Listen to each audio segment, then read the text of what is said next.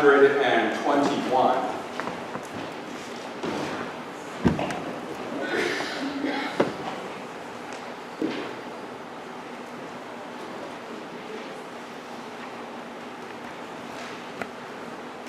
And we're going to do refrain number 1 as the sung refrain for the song.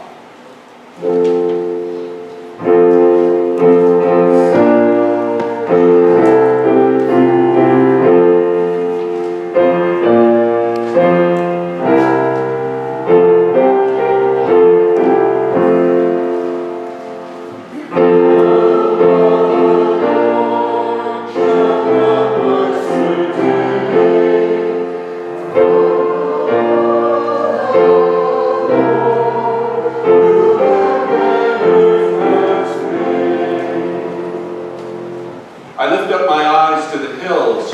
From where will my help come? My help comes from the Lord, who made heaven and earth. The Lord will not let your foot be moved. The Lord who keeps you will not slumber. The one who keeps Israel will neither slumber nor sleep.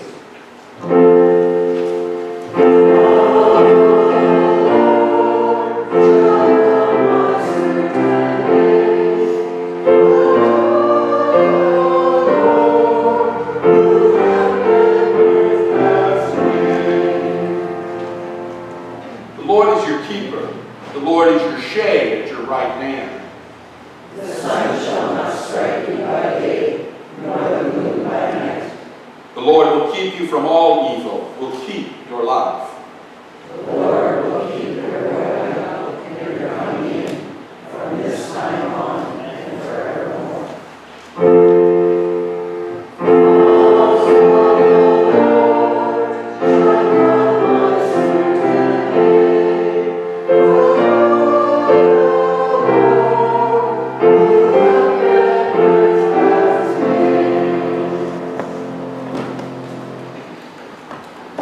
Our gospel reading this morning comes from the Gospel of Mark, chapter 5, starting at verse 1, and we're actually going to go beyond what the verses are there. We're going to go to verse 20. Jesus and his followers went to the other side of the lake, to the area of the Gerasene people. When Jesus got out of the boat, instantly a man with an evil spirit came to him from the burial caves. This man lived in the caves, and no one could tie him up, not even with chain. Many times people had used chains to tie the man's hands and feet, but he always broke them off.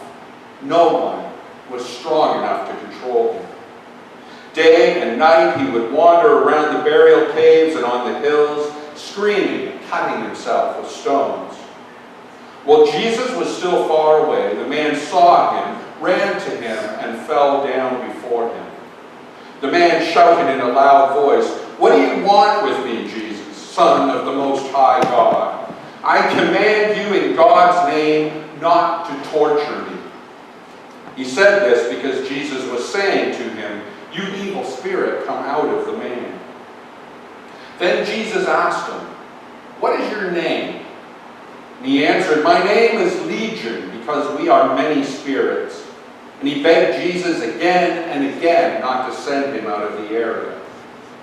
A large herd of pigs was feeding on a hill near there. The demons begged Jesus, "Send us into the pigs, let us go into them." So Jesus allowed them to do this. The evil spirits left the man and went into the pigs. Then the herd of pigs, about 2,000 of them, rushed down the hill into the lake and were drowned, thus becoming the first example of double hand.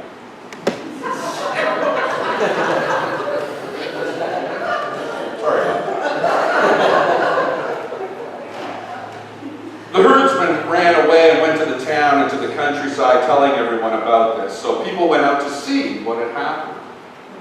They came to Jesus and saw the man who used to have the many evil spirits sitting, clothed, and in his right mind.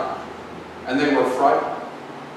The people who saw this told the others what had happened to the man who had the demons living in him, and they told about the pigs. Then the people began to beg Jesus to leave their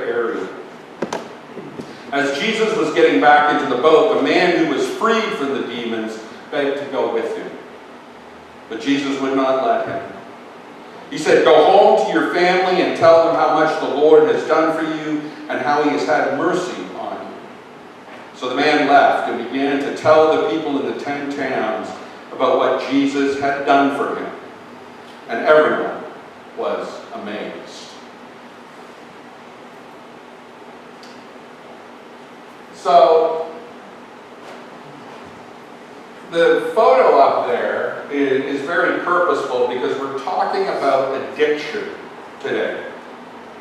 And the amount of energy and focus that people have been putting on the royal baby's birth borders on addiction. Or maybe more correctly, it borders on obsession. I've been very intrigued by the amount of news coverage that happens. On the CBC every night you get the nightly update as to what's happening with Kate. And I mean, except for having cameras in the actual delivery room, I think we've got everything else pretty well covered. And so I put that picture up there because I thought it was an appropriate one to talk about addiction. So this was one of the topics that people had given to me, asked me to talk about. And it's important, I think, for us as Christians to look at the understanding of addiction, because we do want to know how do we as Christian people respond to people who live with addiction in their lives. Is it a sinful thing? Are they weak people? People who are susceptible to sinful behavior that is unhealthy, that doesn't help them, or is there other things that are at play there? And so that's what we're going to be focusing on this week. And you may have heard in the news, when you weren't watching about the royal baby, that Corey Monteith died this week. Now, you may not know who Corey Monteith is, but if you have a teenage girl in your house or a teenage granddaughter, they most assuredly do.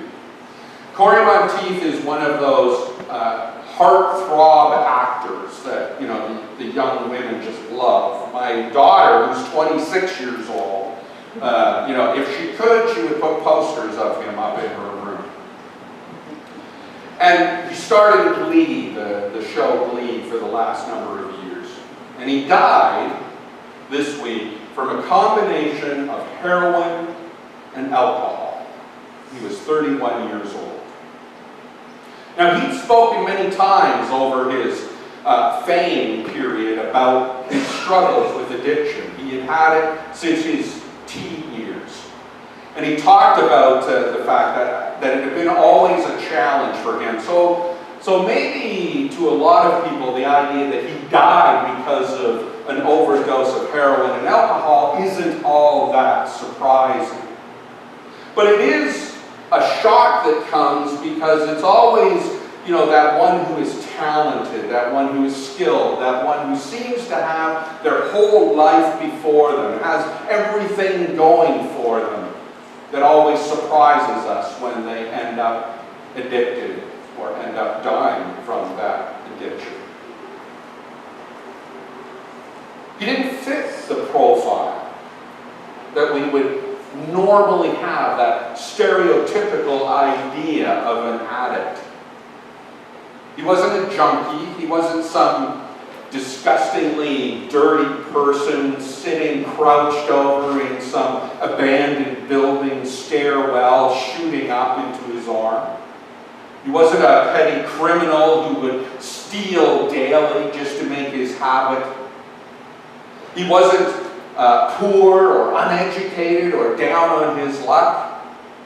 He wasn't an out-of-control addict like Charlie Sheen or Lindsay Lohan. He wasn't a suicidal addict like Kurt Cobain. He was a very talented and successful person, described by others as joyful and pleasant, a very caring person. But he was an addict. a gregarious, best-face-forward, functioning addict. And that's why it's important for us as the church to understand addiction and how we might minister to people living with addiction. Not just those people who might be addicts, but also those people who are trying to help them, trying to care for them, family members and friends. Because most addicts are not people lying in gutters or crouched in dark alleyways. They are people we know, people we work with, people we care about, people who inspire us. Addiction, according to the dictionary, is the state of being enslaved to a habit, practice, or substance to such an extent that its cessation causes severe trauma physically and psychologically. Enslaved to a habit. When a person is addicted to something, they are not in control. They are dependent on their addiction to cope with daily life. A typical excuse given by someone living with addiction is, I can quit anytime I want. And they will often do that when people come to them and share with them their concerns. We're really worried about your alcohol use or whatever. And they'll say, I can quit anytime I want. But the truth is they can't. They're unable to because the addiction controls their life. Now, a person like Corey Monteith might be able to resist drug use for a time, but it takes an enormous amount of physical and emotional energy to do that. An unsustainable amount of physical and emotional energy. And when his energy is exhausted and there's no other way available to cope with life and its challenges, he will use again, even if it kills him. But why doesn't someone who lives with addiction just say no? Why don't they check themselves into rehab until they get everything under control? Well, Corey Monteith had just come out of rehab not 6 months before. So why would he go back? Why would he start to use again? Why not stay sober and get on with life? Why would he go back to something that he knows is dangerous? Something that has the potential to destroy him, his work, his relationships, and even his very life? Well, there's one really important, vital fact that you need to understand about people who live with addiction if we as the church ever hope to be of any help to them at all. There is nothing in the real world that provides as powerful a high, as powerful an emotional or physical response as an addiction provides. The drug addict achieves highs that make everything else in life seem small and insignificant. They feel alive. They feel energized. They feel powerful. They feel as if they can take on the world. They feel a euphoria beyond anything we could experience on our own, no matter how joyous we might be. The alcoholic feels either a sense of joy or a sense of calm, depending on how alcohol affects them, that makes all the issues that he or she is dealing with vanish for a time. For a time, they have no worries. The gambler feels an incredible burst of exhilaration with every win. So much so that they are prepared to sacrifice pretty much everything. Their job, their house, their family, in order to feel that exhilaration of the win again. Even though most of the time, they will feel the shame of loss. Now you can tell someone living with addictions to find joy in their family, but it doesn't match the high they feel from substances that they use. You can tell someone living with addiction to find solace, find comfort in God's Spirit, but it doesn't provide the escape from life's pain that alcohol does. You can tell them to just say no, but you might as well tell the overweight person to just stop eating. Addiction crosses every line in society, race and class and gender and wealth. It is not only a problem of the poor, the minorities, or of the uneducated. It affects everyone.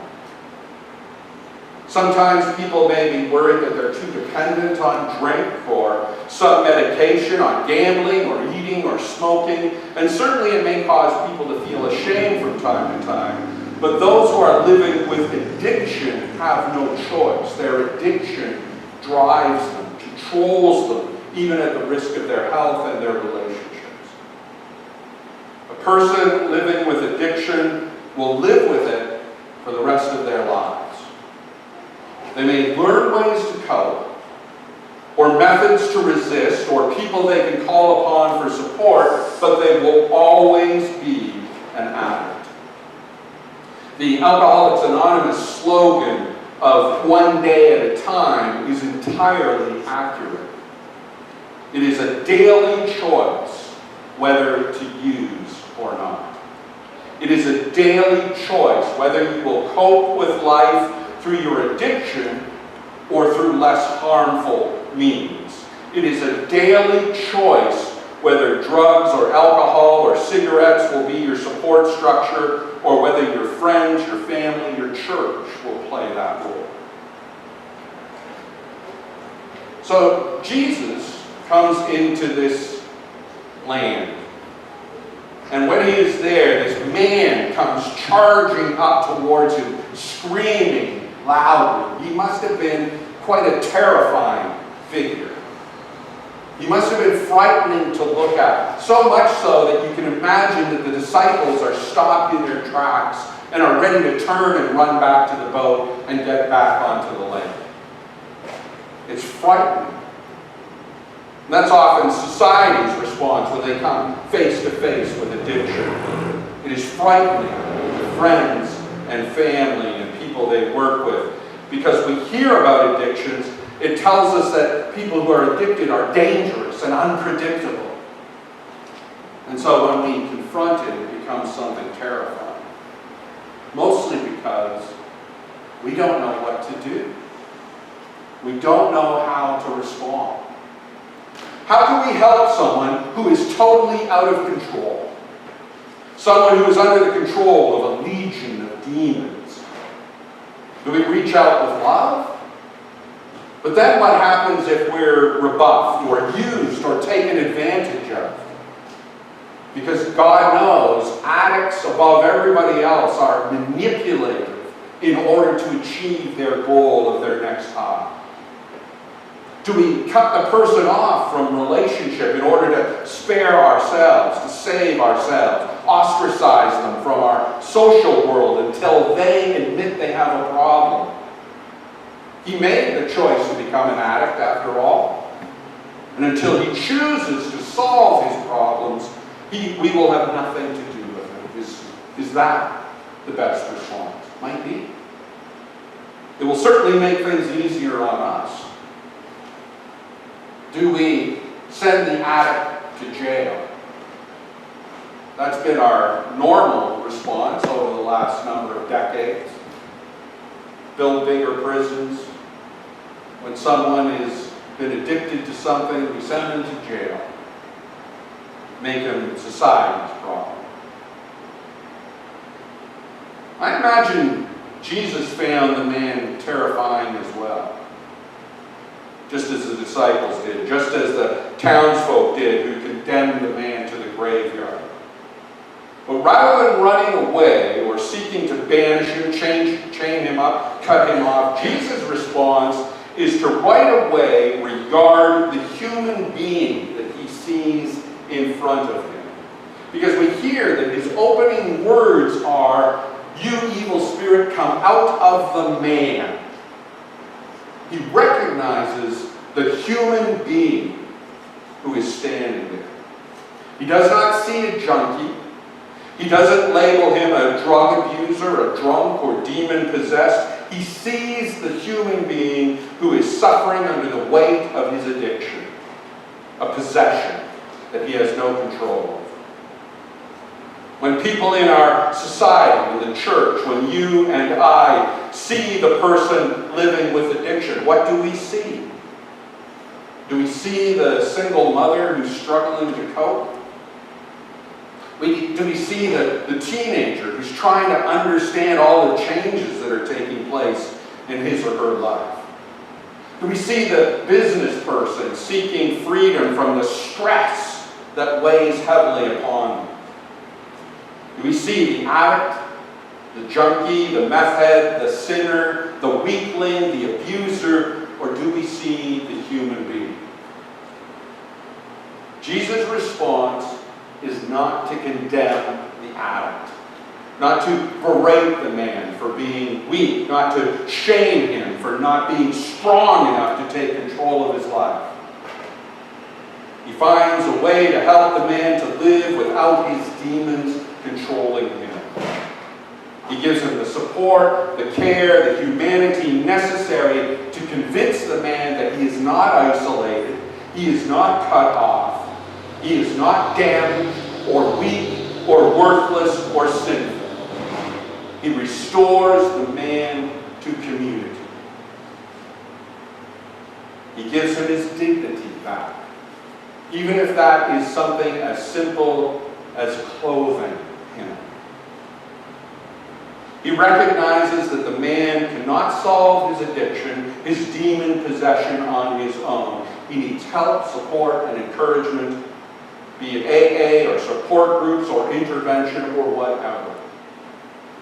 Now, we don't know the long-term story of the man. We know he went off and started to tell others about his encounter with Christ. But I wonder if he was able to live free from then on. People with addiction often find the road to recovery is rarely a straight line. There are zigs and zags, times when you will fall off the wagon, times you make a resolution or a promise to others or to yourself, but end up breaking it.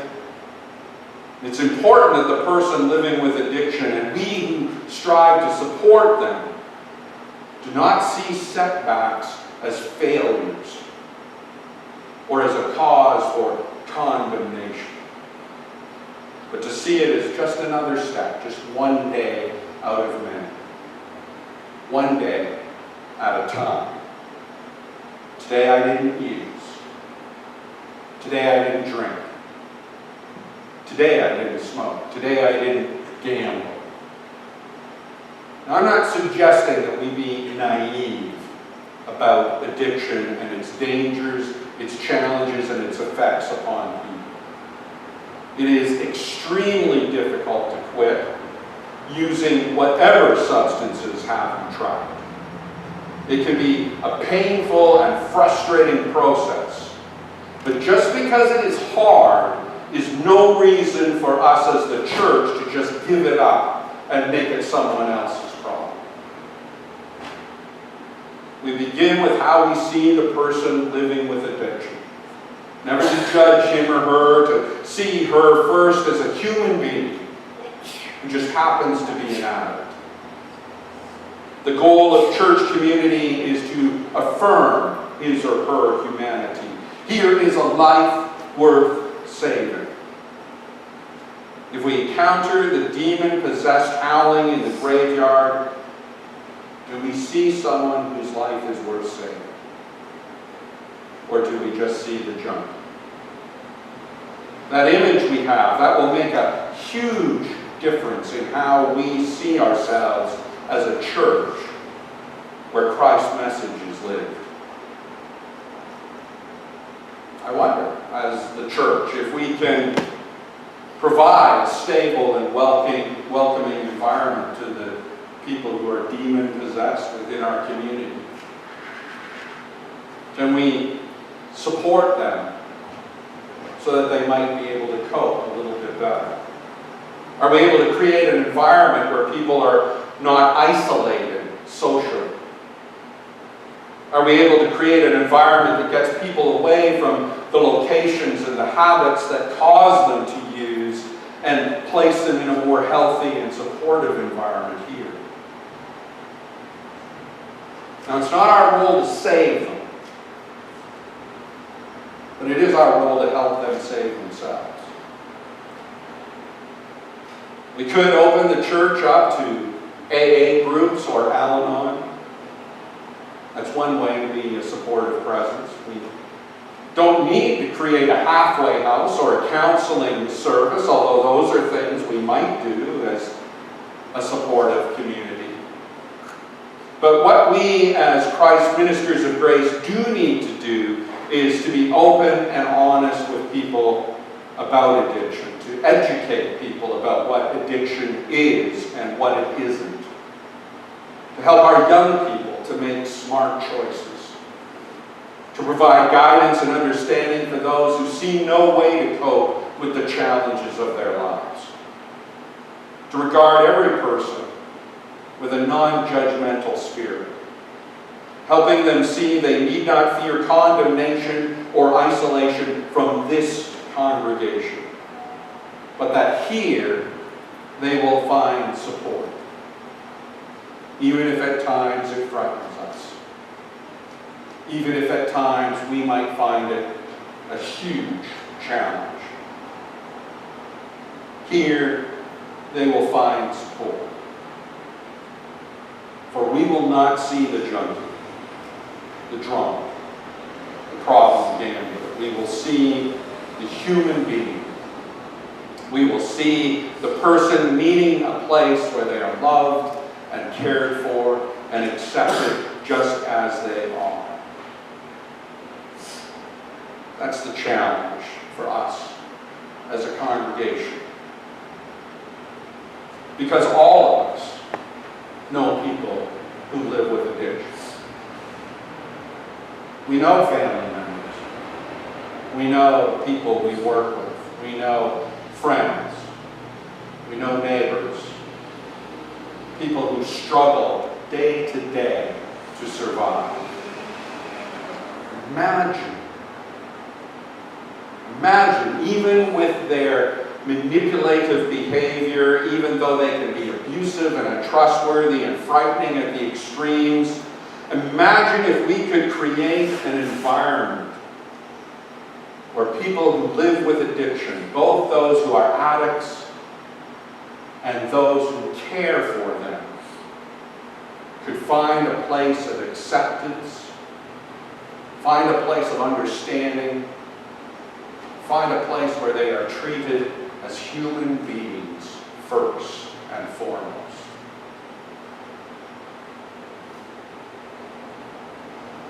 Or we could just turn our backs, decide that it's more important that we protect our children,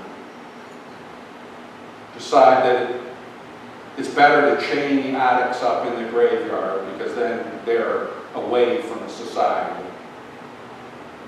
Keep them at arm's length. That would certainly be the safer thing to do. But then Jesus shows up. And what does he do?